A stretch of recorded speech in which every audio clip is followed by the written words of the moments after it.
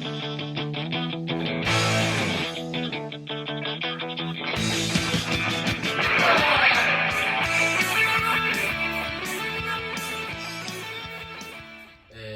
はよくこの部屋で、お客さんとこう雑談したり話したりしてるんですけど、大体みんな後ろにある、本とか気になったりいろいろ聞いてくるんですけど、バイブスマガジンってこんだけ本あるんですかとか、よく聞かれるんですけど、そういう話をしたいなと思っ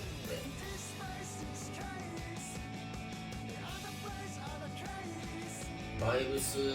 マガジンってもう30年発売されてるんですけど、10代の頃にバイブスマガジン出会って、もうだからそれから、購入するようになって30年間はバイブスを、買ってるっていう。だからこれだけの量があって、いろんな場所こうあちこち引っ越ししてきたから、その度にこう段ボールにバイブス入れて、引っ越してなあかんっていうぐらい捨てることなく大事に、ずっと持って参考書代わりにしてたから、愛読してたんですけど、もう今の自分ら40代50代60代とかの人たちはもうその世代やからバイブスマガジンよくご存知の人も多いと思うんですけど、30代の人20代の人っていうのはバイブスマガジン見て、ハーレー乗ったとか割と少なくなってきてるっていうのがお客さんたちと話して分かるんで、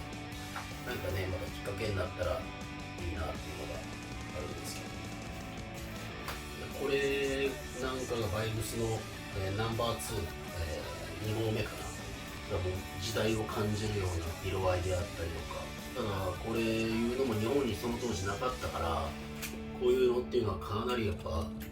ハーレー乗ってない人でも見た瞬間にこう衝撃があったと思うんですよね。でそれきっかけで、ハーレーって聞いた時あるけど乗ってみようとか、当時も当然高かったから、それでもなんとか手にして乗ろうとかっていう方たちがバイブスマガジンきっかけで乗った方ってかなり多いんじゃないかなと思いますね。これがナンバー4、93年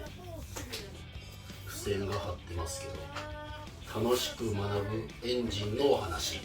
ていうところになんか付箋をつけてますね。これも僕が、ハーレー乗り出して、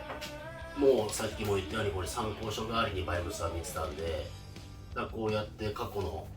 バイブスをこう思い出して、確かなんか乗ってたなとか、エンジンについて書いてたとかあったなとか、キャブもあったなとか、ミッションが確か何年前にあったなとかで、そういうのを思い出してこうやって振り返ってみてはこう参考書代わりにしてたんですよね。動かない、ショベルヘッドを最初不動車を買って自分でバラして、オーバーオールしてトライアンドエラー繰り返しながらやってたんですけど、それも全部大体バイブスマガジンとか、ハーレーのマニュアルとかそういうの買いあさって、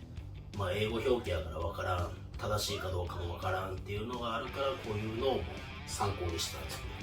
このぐらいだからバイブスマガジンっていうのはただ単に見るだけじゃなくて参考書として僕の場合はよく使ってて、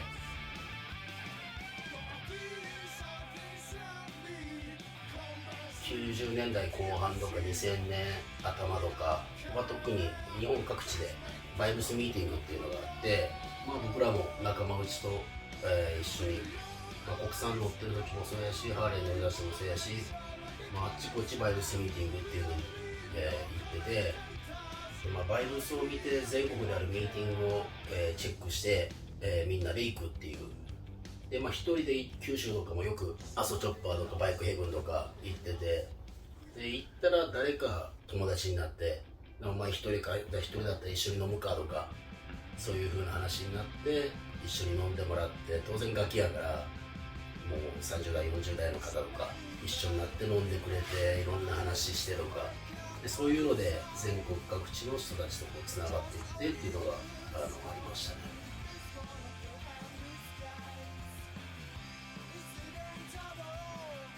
何年だったか、2000年ぐらいだったかな、高知県であったバイブスミーティングに仲間内何人かで行って、でその夜大雨からダムが、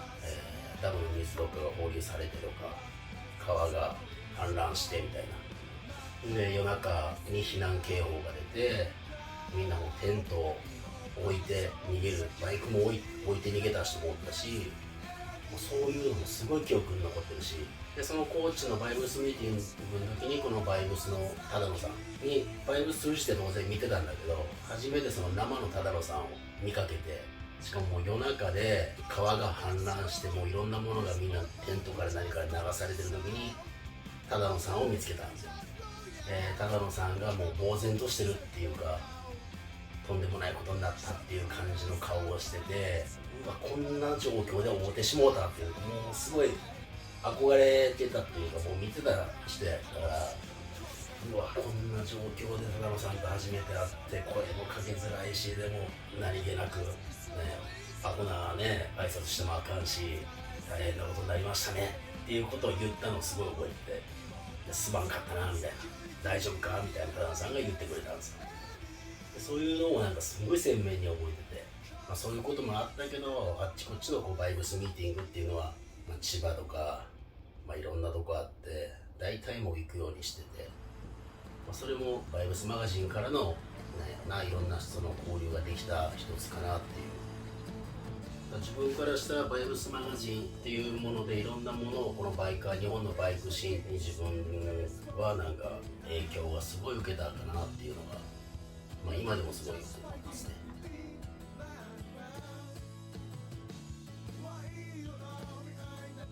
それで私がもうこの世界でやっていきたいっていう、その20歳ぐらいに思ってバイブスを見てる時に、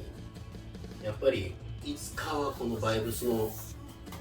表紙になんか自分の作ったものを載せる日が来るんだとか、ここに載せてもらえるように頑張ろう、いつかその日が来るようにみたいな感覚でもうこの世界で頑張ろうと思ってたから、修行で宮城のワイルドロードさんで働かせていただいて、その時にはもう何回も表紙の撮影っていうので、携わらせていただいたりとか、だから余計そこを経験したから、自分も独立したら、バイブスの表紙撮ってもらうような車両を作ろうと、あそこに乗りたいんだっていうやっぱ思いがあって、年間で12台しか乗れない場所でどんなにいい車両を作ったとしても乗れるわけでもないし、バイブスの中で会議があったりとかで当然決まっていくやろうし、やっぱり12台のうちの1台乗せてもらうように頑張ろうっていうので独立してやってて、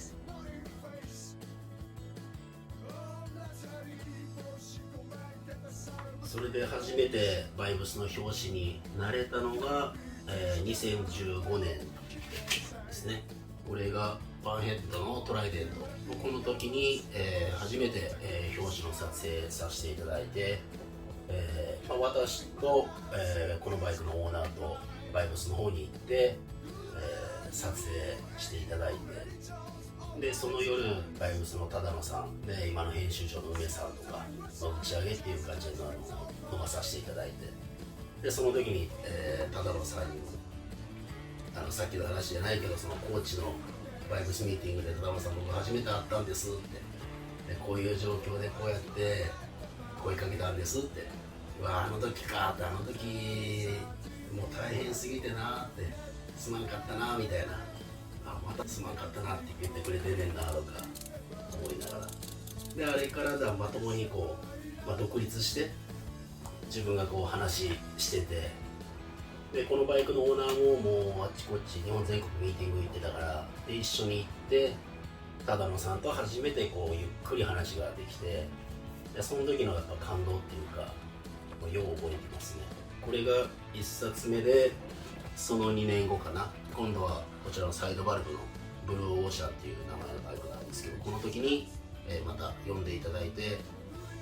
この時はもうバイブスフォックスのメンバーがモデルになって、撮影したと。またこれもね今までにないパターンですごい新鮮やったんですよ。でこれが、2017年でその次が、2020年に、このショベルの、シャルムで、また表紙に使っていただいて、モデルさんも可愛かったですね、これね。でこれが2020年で、この後が、2021年ナックルのルーディで撮影していただきました。過去にいろんなバイブスでも取り上げていただいて、他にもねいろんな取り上げ方で出してもらったりしてるんですけど、表紙だけじゃなくて、この2015年のバイブスの時には、ライドオンショーっていうこのページでアイアンスポーツのピースフルナイトっていうバイクでオーナーさんが出てもらって走行シーンを撮ると。この時もすごい寒い時だったんですけど、オーナーさん、乗って2時間ぐらい車で並走して撮影した記憶がありますね。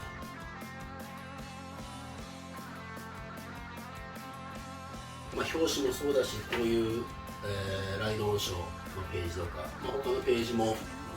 あるんですけど、やっぱり昔からバイブス見て育ってて、バイブスのこういうところに乗りたい、表紙に乗りたいっていう思いでいつかの乗せてほしいんだっていうのがあったのが、独立して今やってて表紙に使っていただいてとかっていうことが実現できてきて、自分みたいな考えで今若いビルダーさんたちとか表紙になりたいんだとかっていう人が、もっともっとなんかこう熱い気持ちでいてくれたらありがたいなっていうのが、世代が違うとかあるかもしれないけど、やっぱりバイブスっていうこの表紙、年間12台のうちの1台になって表紙になりたいんだとか思ってくれたらね、最高なんですよね。バイブスがこれ最新号が357なんで、これだけ日本で続いてるバイカー雑誌っていうのもないんで、やっぱ今後もね応援していきたいし、自分が携われるように乗せていただけるようになって頑張っていかなきゃなっていうのも思いますね。30代20代の人にねぜひ見てもらいたいですよね。 SNS で見れば簡単だけど、やっぱり紙の良さっていうところのカメラマンが撮った写真がそのままここで紙として残って、やっぱりそれは違うものなんだよね。でそこに、育ってきた人間からしてもやっぱ紙で残って紙面に残るっていうありがたさがあるから、これをなんか40周年50周年と続けてほしいですね。でバイブスも実はなんか日本語だけじゃなくて過去に英語で全ページ英語のバイブス特別号みたいなのも実はあったりするんで、こういうのとかも多分バイブスに言ったりしたら売ってくれるんじゃないかなとかっていうのも思うんで、またそういうのもね問い合わせしてみたらいいんじゃないかなと思います。っていう感じでバイブス世代というかバイブスでもガキの頃から見て育ってきたので、今日はそれを話そうかなと思いました。